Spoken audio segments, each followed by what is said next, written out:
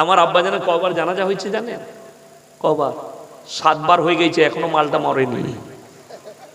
হ্যাঁ, একবার বাসে করে লোক চলেইছে, বলছে আমরা তো মুর্শিদাবাদ থেকে, মুর্শিদাবাদ ওই বেলডাঙ্গা থেকে চলে গেল বাসে করে, তাদেরকে আবার মাদ্রাসায় রান্না করে খাওয়াতে হয়েছে। বলছে আমরা তো খবর পেয়েছি শওকত সাহেব মারা গেছে। কে করেছে? জিলাপি হুজুররা প্রচার করে দিয়েছে শওকত মারা গেছে। আমাদের সমাজের লোক বর্তমানে নিজেদেরকে মুসলমান বলে, আমাদেরকে মাদ্রাসা ছাপ বলছে। কেন? মৌলবীর আজকে স্ট্যান্ডার্ডই যেটাকে বলেছে, আপনাদের জঙ্গিপুরে নয়, আমার বর্তমান টাউনে ইউনিভার্সিটি আছে, জানেন না? জানেন না? শিক্ষিতরা জানে আমার বর্ধমানে ইউনিভার্সিটি আছে।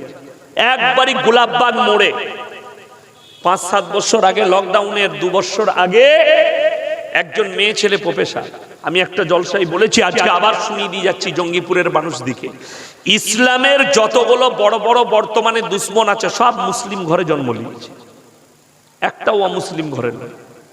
যদি বলেন প্রমাণ দেন, তসলিমা নাসরিন কার ঘরের মেয়ে?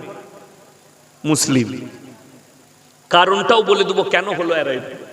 আসাদ নূর মুসলিম ঘরের ছেলে, জাস্টিস ইনায়েতুল্লাহ মুসলমান ঘরে, সালমান রুশদি মুসলমান ঘরে, তারেক ফতেহি পাকিস্তানের ছেলে, ভারতে এসে বাস করছিল, নবীর বিরুদ্ধে কুরুচিকর মন্তব্য, ইসলাম নিয়ে কুরুচিকর মন্তব্য, তবে তো ভারতে ঠাঁই পেয়েছে। বড় কষ্ট লাগে। আপনাদেরকে একটা ইতিহাস বলে যায়, মকবুল ফিদা হোসেন লন্ডনে আছে, দেবদেবীর নগ্ন ছবি আঁকার কারণে তাকে দেশ ছেড়ে চলে যেতে হয়েছে। এই ইতিহাসটা ভালো করে গুগল থেকে বার করবে। দেশ ছাড়তে হয়েছে, বড় কষ্ট লাগে, দেশের প্রতি দুঃখ আমার এটাই। ধর্ম সবাই নিজের নিজের পালন করবে, তাহলে ইসলাম বিরোধী কথা বলে, রসুল বিরোধী কথা বলে আসাদ নূর কি করে ভারতে ঠাঁই পায়? তসলিমা নাসরিন কি করে নবীর বিরুদ্ধে কথা বলে ঠাঁই পায়? আপনি জঙ্গিপুরেই পাবেন কিছু মাল আছে শিক্ষিত, যারা তসলিমা নাসরিনকে সাপোর্ট করে, বলে ভালো লেখিকা, স্পষ্টবাদী। তাদেরকে বলবো লজ্জা বইটা ভালো করে পড়বে। তসলিমা নাসরিন নিজের লজ্জা বইয়েতে লিখেছে, আমি আমার চাচাকে, আমার মাকে আমার চাচার মশারির ভেতরে দেখেছি। যে মেয়েটার জন্ম এত খারাপ তার চাচা দিয়েছে, আচ্ছা সেই মেয়ে হালাল সন্তান হতে পারে? কথা বলে না, হারাম সন্তান। তো তাকে যারা সাপোর্ট করবে তাদেরও জন্ম ট্রাভেল হতে হবে, তাকে যারা ভালো লেখিকা বলবে তাদেরও জন্ম। শুধু তাই নয়, ওই লজ্জা বইয়েতে লিখেছে শারীরিক মিলনটা ওটা জিনা লয়, বলছে ইসলাম মিথ্যা কথা বলেছে, আল্লাহ সৃষ্টি করেছে, ওটা একটা চামড়ায় চামড়ায় মিলা।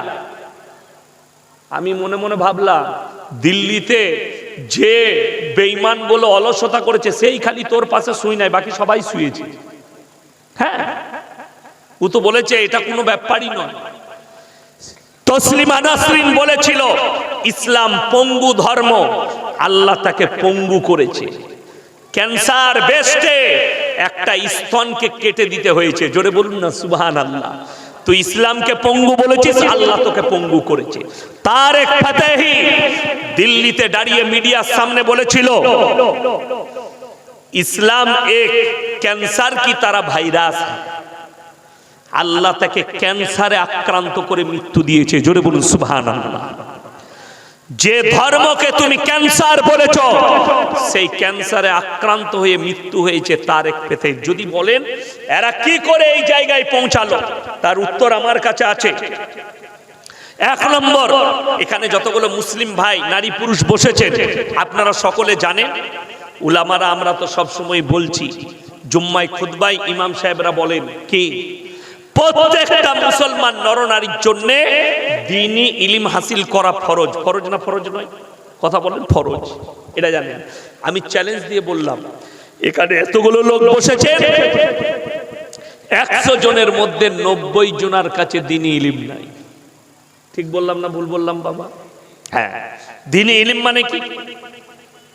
মৌলবি হতে হবে, মুহাদ্দিস হতে হবে, মুকাররির হতে হবে, কারি হতে হবে, হাফেজ হতে হবে, মুফতি হতে হবে না। এগুলো ভুল। একটা তবকা, আল্লাহ যাকে পছন্দ করেন তাকে আল্লাহ ইলম দান করে, ঠিক কিনা কথা বলে? আল্লাহ যাকে পছন্দ করেন তাকে ইলম দান করে।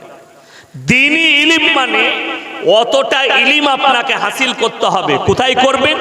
কোন মাদ্রাসায় পড়াশোনা করে হোক, আলেমের পাশে উঠা বসা করে হোক, কোন বড় আলেমের লেখা বই পড়ে হোক, অতটা করতে হবে যতটা করলে আপনি হারাম হালাল চিনতে পারেন, দ্বীন আর বাতিল চিনতে পারেন, শিরক আর বেদাত চিনতে পারেন, বেঈমান কাফেরের কুফরিটাকে আপনি চিনতে পারেন।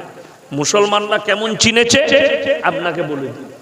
মুসলমান ছেলে গাড়ি চালায়, খুব সুন্দর গাড়ি চালায়, লরি চালায়, হাই রোডে দাঁড়িয়েছে।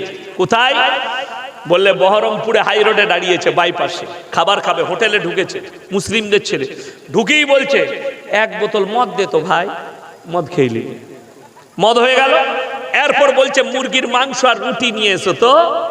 তো হোটেলের বেটার যে কর্মচারী, সে রুটি আর মাংস এনেছে মুরগির, তখন তাকে জিজ্ঞেস করছে যাতে মাতাল হলে কি হবে, তাল তো ঠিক আছে, মুরগিটা জবাই না কাটা ভাই? আমরা মার হারাম করকে জুতো করে। প্রথমে মদ খেয়েছে, ওটার জিজ্ঞেস করে লাভ আছে? প্রথমেই তো হারাম চালিয়েছিস। ইসলামে শুনেলেন যারা এখানে বসেছেন, মনে মনে ভাবছেন দোয়া কবুল কেন হয় না। ইসলামে দোয়া কবুলের জন্য প্রথম শর্ত হচ্ছে হালাল খাবার। যার কাছে হালাল খাবার নাই, যের পেটে যায়নি, তার দোয়া কবুল আল্লাহর বারগাহে হবে না। হালাল খাবার। মুসলমান হালাল কি বুঝেছে?